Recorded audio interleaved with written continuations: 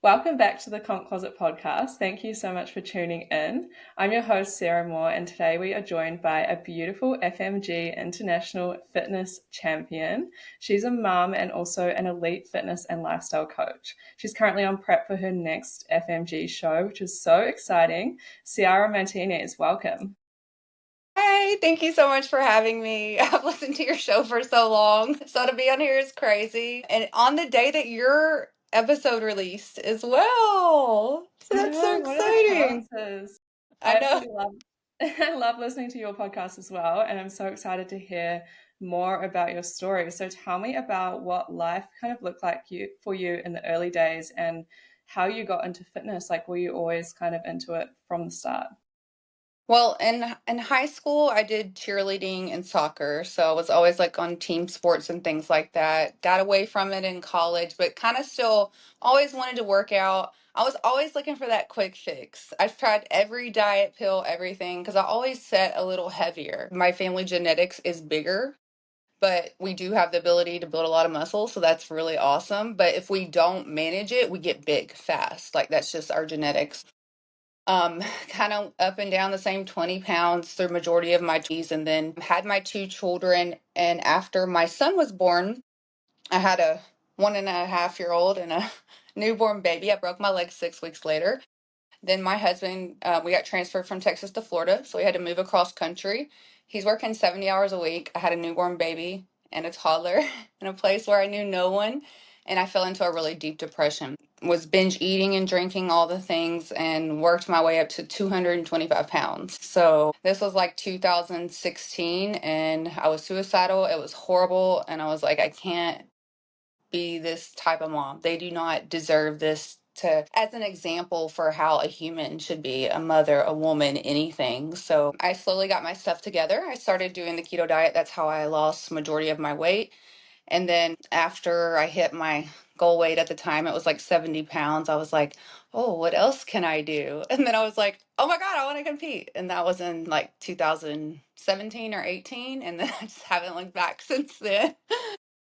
Wow, that sounds like a massive transformation. I love that you became from such a dark place and managed to turn that around for your children and then take it so far as well. So, how did you actually make the decision to compete? Like, you obviously kind of wanted more out of it. Did you do some research? Did you talk to some coaches? Like, how did you take that next step? Well, started realizing that the body type that I admired was not just skinny, it was a muscular physique. And I started just, stuff starts coming across your feed, even back in the day on Instagram. And a lot of the back in the day WBFF girls like Hattie and Elena and like some of the originals, Stephanie, were coming up and stuff like that. And I was like, that's what I want to look like. And then I was like, found out they had a transformation category, and I was like, oh, that is perfect for me. So my first show, I did the transformation category. Bikini shouldn't have, obviously. And that was like, I was hooked. I was like, where have these people been all my life? This is what I want to do. I don't know how I'm gonna do it, but I want to become a pro, and then I'm gonna become a champion, and then in one day I will be a world champion. Like I knew it then. I was hooked. Like it's crazy. Wow, yeah, I love that vision. So going from competing in transformation, like before you competed in that transformation category, did you have those big goals or did you think that you were just going to step on stage once and kind of see how it is? No, I did not have all those goals before that at all. Like, but it released or unleashed something inside of me, a self-belief, a confidence that I had never felt before. I showed up so much better. I didn't place, I didn't win, nothing like that, but I just showed up as a better human after that. And I just put it all together and I was like, this is going to be a part of my life for a long time, as long as my body will allow me to do it. Yeah, absolutely. I feel like a lot of us get into competing because we want more, but we also like, the aesthetics of it and changing our body. But then once you get into it, you realize there's so much more to it. Like, Hmm. you improve your mindset. And then when you go through a hard prep and hard things, you realize you can do so much more. And it just like spirals into the rest of your life, right? Like, do you feel like it's changed things for you outside of your aesthetics and your actual body? The body is like a byproduct. That's like the little cherry on top. I mean, it's truly developed me as a human. I don't know how. It's just made me a better human overall. The way I speak to people, the way I connect with people, the way I coach people, the way I talk to my children, everything. It just outpours everywhere. And I know it's not for everyone 100%, but if you're thinking about do it, it's always worth at least if you have a little niggle in your head. I always tell people, I'm like, if you have thought about it more than like 5 times, you probably just need to do it at least once. You know what I mean? It's like when you go to the store and there's that shirt that you really like, but you don't buy and you keep thinking about it. You like got to go back and buy it, right? Yes, that is so true. So you did the transformation category, and then how many shows have you done now? 9. Wow. Wow. Yes. Yeah. And how many But shows I did it did take 10 you? preps. So I had one show that didn't go through, unfortunately, my last one. Yeah. Yeah. And then how many shows did it take you to go pro and then become a pro champion? 5 shows to go pro. So 5 shows from 2018. It was end of 2020 was when I actually went pro. And then I got my crown. Here it is right here. Stunning. Man, that thing means so much to me. Y'all don't even know. Yeah. I got my crown in 2023. That really meant a lot to me because that was my second show back after having my third child. So Wow. That's incredible. And how did it feel when they called out your name as the winner of the crown? I was crying ugly. I have like 2 good pictures where I'm actually smiling because I'm a real emotional person. And I was just ecstatic. Some of my family was able to come, my husband was able to be there, and I've done a lot of shows where I've been there by myself. So it was just like everything was kind of lined up beautifully for it. I felt really supported.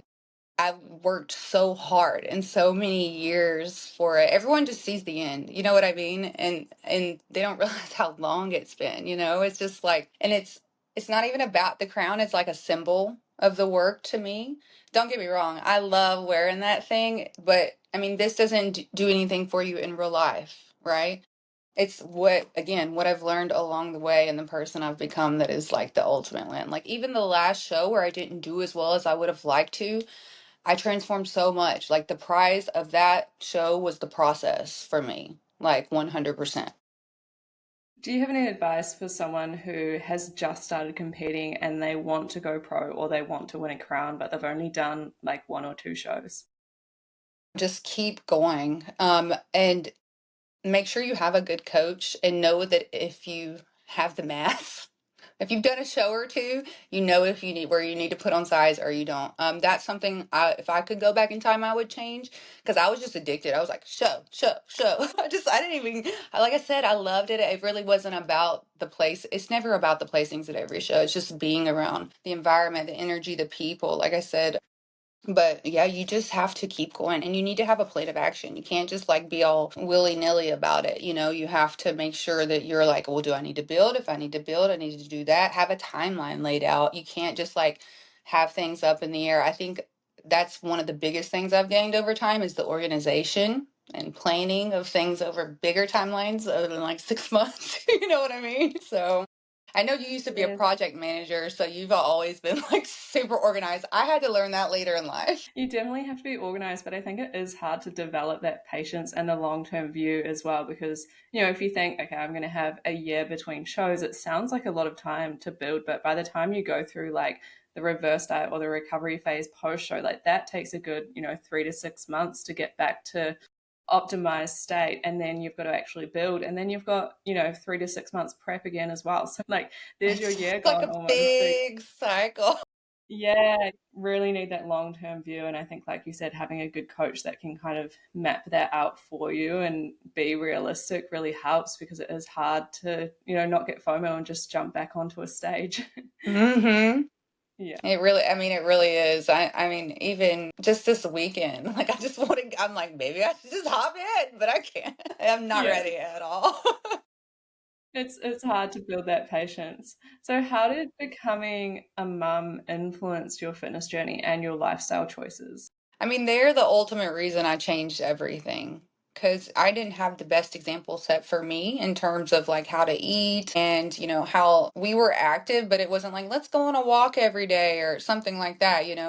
So I just want, I think a lot of, my mindset issues, the depression issues and things that I've dealt with are obviously a product of our upbringing that affects a lot how we develop as a human. And I've had to retrain all that stuff. I don't want them to have to go through that. Like all I know is that if I set the best possible example ever, that's, I'm doing some bit of a good job there because, I'm their biggest influence. So, yeah. Yeah, that's so beautiful. And I know a lot of women struggle to find times for themselves after becoming mothers. And you are obviously doing a lot. You're prepping for a show, you're coaching, you've got a podcast, so many things going on. So how do you manage to fit training and comp prep into your busy life with all of your responsibilities as a mom as well? Well, I get up about like 3:30 every day. I really do. I have a lot of stuff done before anyone's even awake in my house. I've already done my cardio, I've already showered, I've already done a sauna session, I've already done a first check-in on my computer with my clients. And then it's like get them ready for school. They're headed to school, then me and the little guy, we actually walk to the gym and we walk back. Like it's just about like for steps, it's just like how can I integrate spending time and stuff with them. When I'm down there meal prepping, they're home from school, I'm simultaneously helping with homework, whatever they need. So it's a balance. It's time blocking, it's scheduling, but also at the same time, I do have to be flexible sometimes because three kids, I mean, someone's sick or has whatever, trauma. Like my 3-year-old, that's part of the reason that I had to pull out of that last show because he went through a very difficult time and I was just in flat, like fight or flight from the moment I woke up to the moment I went to sleep. My body just stopped responding. I was getting physically ill like multiple times a week. So, but luckily he's out of that. Thank God. But Yeah, yeah, it's just not making it, they're so used to it. It's been their whole life. And I don't make it like it's all about me or anything. It's just like in the background, kind of. You know what I mean? yeah, it sounds like it's kind of part of your normal routine with them as well. And you're Hmm. obviously giving them a lot of time too. I know a lot of mums that also compete or want to compete, they struggle a bit with guilt, fitting in things for themselves around their shows. So, how have you dealt with that? So I wouldn't say I've ever had mom guilt because I have devoted so much time and still do to my children because they are my number one priority. So I look at it like this. When I wasn't doing something for myself, where was I? 125 pounds, miserable, depressed, on like 5 medications for anxiety and depression, a zombie shell of a human being. When I do this, what type of mom am I? I'm present, I'm available, I'm setting a good example.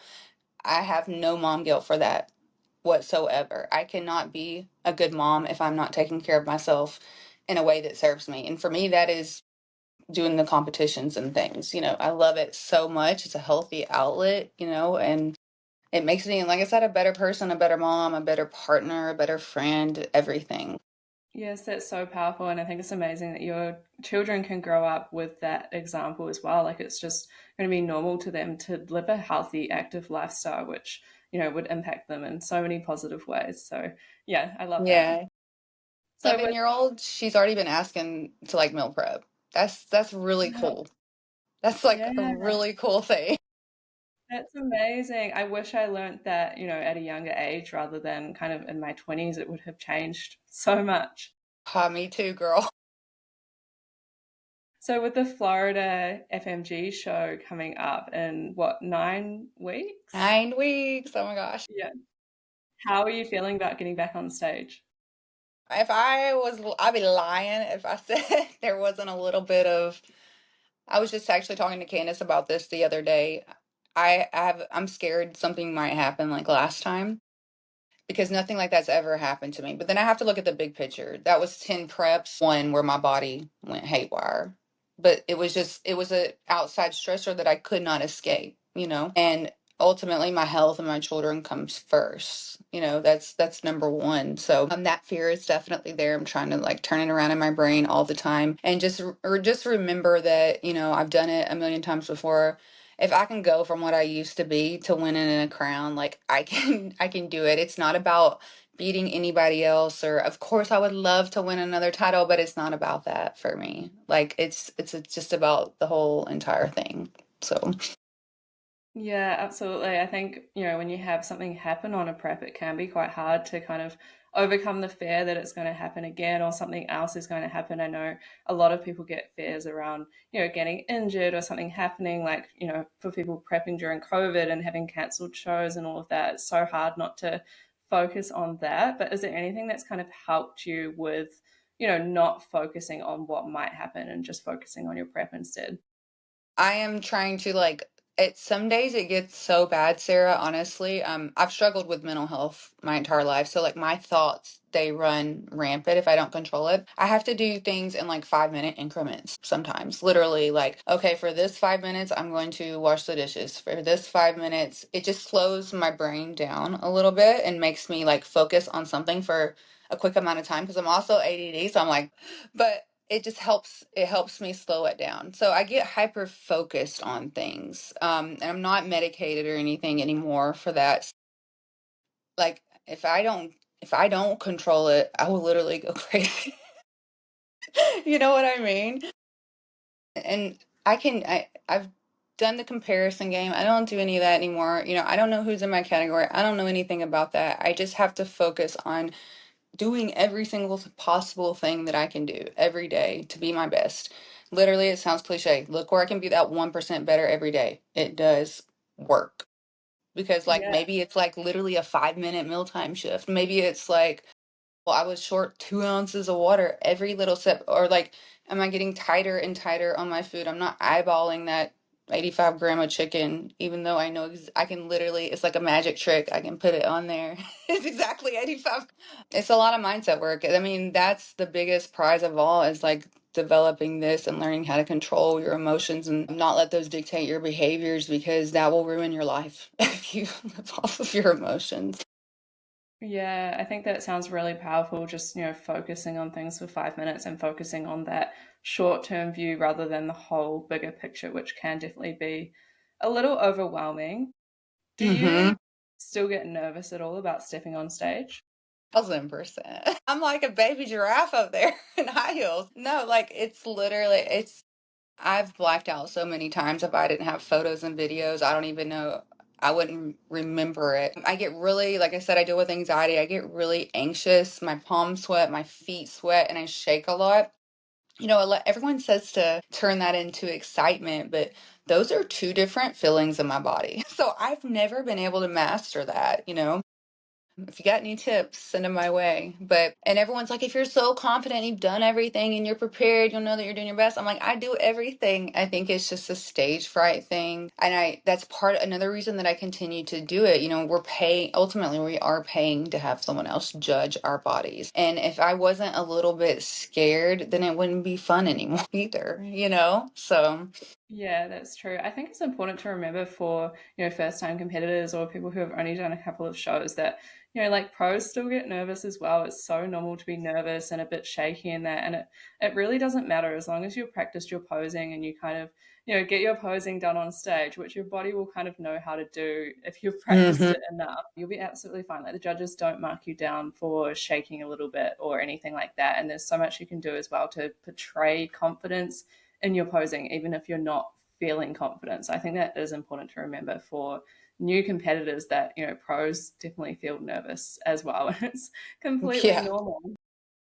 Yeah, Yeah. I mean, like, I think if you've had a stage background or you were a dancer, I mean, those are the people that are like, can just like flow and that's where I want to get to, but they've got like 20 years on me or whatever of lessons. It took me like, I'm going to say 4 years before I could even flow. Like, I was just very robotic. I was a cheerleader. It was like one, two, like stiff.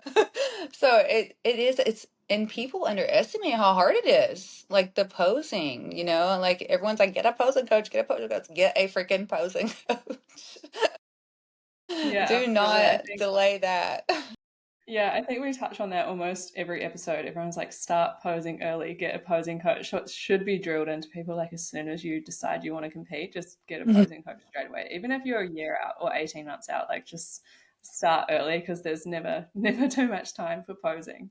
Right? It's like your physique does not look the same, but it feels the same in your body. And that I almost didn't even have that connection, I would say, for the first 2 or 3 years, because I wouldn't want to put on my bikini because I felt gross and I didn't want to record. And I was like, and it would just like put me in a bad headspace. You know what I mean? Yeah. So I would just stop posing in like my off season in the beginning and stuff like that. And I'm like, I could have been so much further now if I just posed the entire time, you know? Yeah, that's so true. Is there anything like funny or unexpected that happens to you during preps? Well, just my dumb prep brain stuff. Like, I mean, I'm sure you've heard some.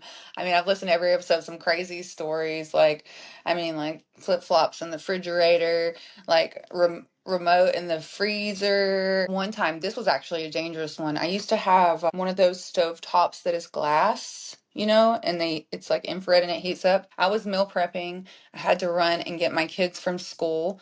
I just took the food off and like covered it, and I didn't turn the eye off, and I left like a hand towel, and it was like 2 inches from it. It could have burnt the whole place down. I was so lucky. And I just feel like I give blonde being a blonde its meaning when I'm impressed.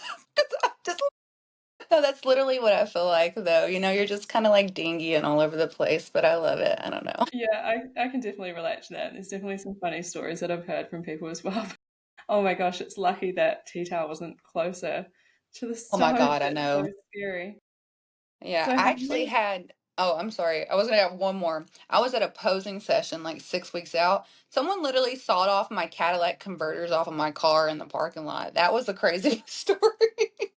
Oh my gosh. Yeah, that wasn't my fault though. That was just some random people. Apparently they have some metal they can sell or something. Wow, so you got out of posing and they were just gone. Well, I went to start my car, and when they do that, it sounds like one of those race cars. It's like, whoa, and like all these people were looking at me. It's me and my daughter because I drive a big old Toyota Sequoia, and I was like, I don't know what's happening. And I was like, your emotional capacity to handle things is Mhm. just not there. My poor daughter saw my whole meltdown. My husband and my boys were in Oklahoma. They were in another state. Like and then my phone stopped working, and so they had to call me an Uber. Like it was a whole thing. Oh my gosh, yeah, your capacity to deal with those things when you're depleted and having less food and a bit tired from everything you're doing is definitely a bit lower when you're on prep, isn't it? It really is. Yeah. What would you say is the biggest challenge that you've faced, throughout your journey, whether that's on prep or just a general fitness journey, and how did you overcome that? I would say when I have to put on weight when I'm building, I know everyone says that's a little bit difficult, but I think when you're coming from being severely overweight, when you do it even intentionally, it's a scary situation because um, have you ever dealt with binge eating or anything like that? Not personally, no, but I know it's something that a lot of, competitors struggle with, particularly post show. Yeah, it's something I struggled with when I was bigger. I've got a really good hold on it, but I feel it creep in when I'm building because sometimes we have to eat more than we necessarily want to eat, right? So then I'm forcing it. I'm like, well, I'm already forcing it. I might as well, here come these thoughts. I might as well eat what I want and eat this or eat that. And then it's just like those games, they start to play in my mind, and I don't like that. I don't even like being there anymore. And, I would like to say also that when you get your body to a certain point, you have to think about what you're going to look like walking around when you're not on stage. Like, how big do you really want to get, right? So I think when you have a certain amount of density, you can build from a leaner state versus than if it's like your first build or something like that. Would you not agree? Yeah, that's so true. I think, with every build, as you do have more density, your body composition looks slightly better, when you carry Mm-hmm. more weight. I think that's definitely a thing. But how did you overcome kind of those thoughts and those feelings of wanting to binge when you're in a build phase? I mean, I would be lying if I said I haven't sometimes, I like to find things that I'm so sneaky, girl. I argue with myself in my head. I'll find things that are healthy and then that will become my thing. Like I've done it with pistachios, nuts, like almonds, cashews.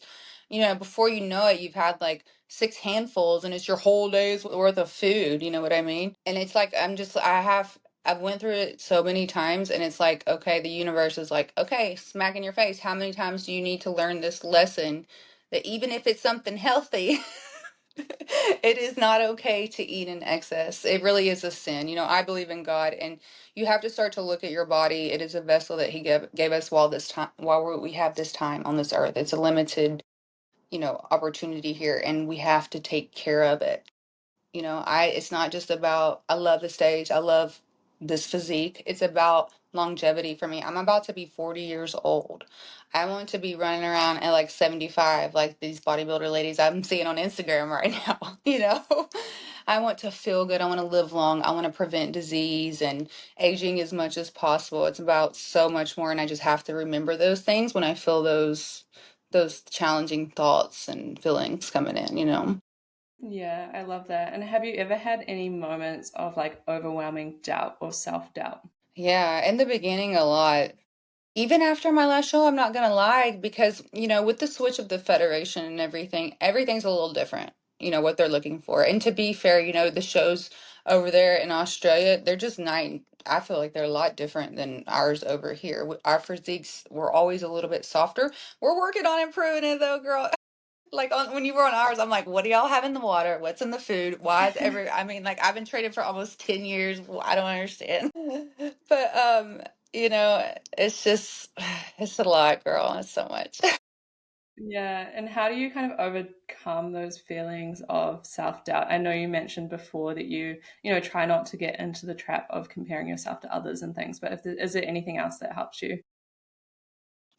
I have to, again, I can't really be alone with my thoughts a lot. So I've constantly got positivity pumping in my brain, whether I'm listening to sermons, a podcast, an audio book, or I am filling my time with teaching my kids something or on client calls and things like that. I find it's most challenging when it's quiet and there's nobody around and it's not a tired time. So it's not like nighttime or something like that.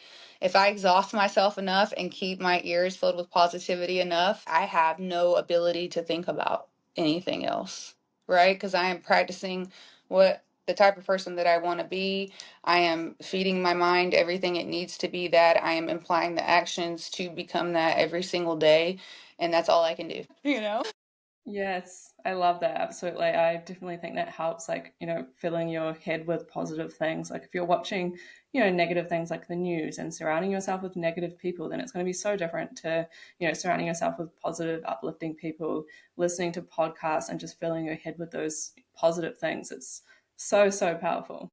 Yeah, like even some of the music I would listen to has changed. It'd be like be this and F that, all this stuff, and I'm like, it kind of starts to rub me the wrong way, and or like I can't watch scary TV and things like that because then I'll start to like be out for my steps and thinking somebody's following me.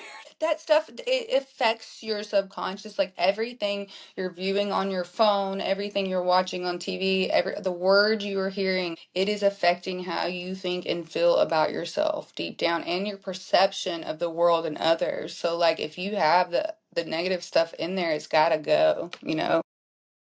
Yeah, absolutely. That's so true. I completely relate to that and having, the positivity and the podcast and everything.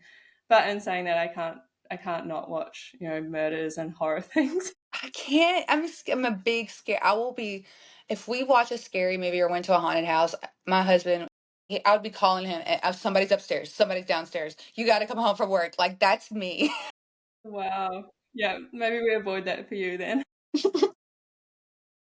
Yeah. Cool. So for other women, especially mums who might think that they've got way too much on their plate, but they want to start competing, what advice would you give them? Well, I know I've personally worked with a lot of moms, and the first thing I hear most often, do you really think I can do it? It's like I feel like a lot of moms lose that self belief that they could do something like that, number one, or there's a fear of judgment there, number two. There's a lot of different things that could be going on. And I'm like, if anyone is willing to put in the work, and follow the plan, you can do it. You can literally do it. You just have to follow the plan, but there has to be that desire there. Because if that desire is just physical, you probably will burn out or won't make it or do one show and never go back. It has to be more than that. I was reminded of this today from Maheen. Your why has to be so deep, and it has to be more important than anything else. Like, it's a very expensive hobby, let's be realistic. Like, and it's got to be about more than that. It's more than about looks, more than about money, more than about social connections or any of that. It's about so much more than that. And if you have the desire, you can definitely do it. It will take structure, it will take planning, but you can do it. Yes, so true. And I think looking for proof in other people who are in a similar situation to you is really helpful as well, because there's a lot of people who have overcome a lot to compete. There's a lot of mums out there competing as well. So there probably are people in a similar situation to you who are competing and competing successfully too. So I think looking at some of those success stories and having that strong why is really, really helpful. I agree too. I don't remember seeing any. Oh, that's my little boy right there. Sorry. I don't remember seeing any moms doing what I was doing. I didn't have any inspiration like that whenever I was starting. And I thought that would be really cool to be that person, for someone. I mean, what have you heard? I'm too old. I'm too far gone. I'm too busy. I'm too tired. That's all excuses. That's all excuses. So Yeah, absolutely.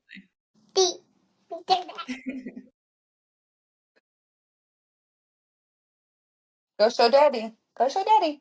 That's mom life right there. Daddy is supposed to be watching him. Go find daddy and get a candy. What's this called? Sorry about that.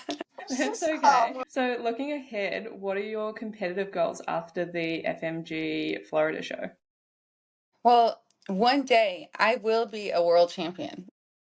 I've said it for a million years, a million different times, a million different ways, and it will happen. It might be when I'm like 45 plus. It might be a 55 plus category by then, but it will happen one day. Yes, 100%. I definitely want to see that happen, and I know it will happen for you one day. So, for anyone who wants to follow your journey and hopefully see you win that world championship one day, where can they find you online? I am mainly active on Instagram at Keto Goddess Mama. I'm on Facebook, but I don't really use it or anything like that. So Okay, amazing. Well, I'll link that down below so that people can find you. Thank you so much for coming on and sharing your story and sharing your advice. It really is so, so inspiring. thank you so much. I'm so sorry. That's okay. Daddy just came and got him. I'm sure a lot I'm of so sorry for that little interruption there.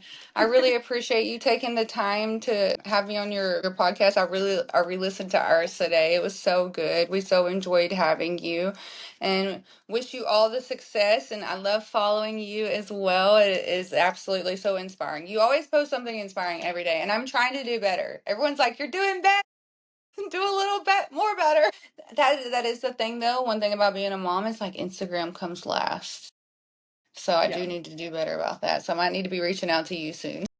Yes, definitely. We'll chat after this. So thank you so, so much. I think, this episode will be so helpful for our listeners and to all of our listeners as well. If you could take a moment to follow the show on Spotify or Apple Podcasts or YouTube, whatever you're watching on, it really does help us to grow. Leave a rating as well and share it to your Instagram stories and tag us. Let us know what you learned or what you're doing while you listen to the podcast. We really do love to see it. Thanks so much. Thanks.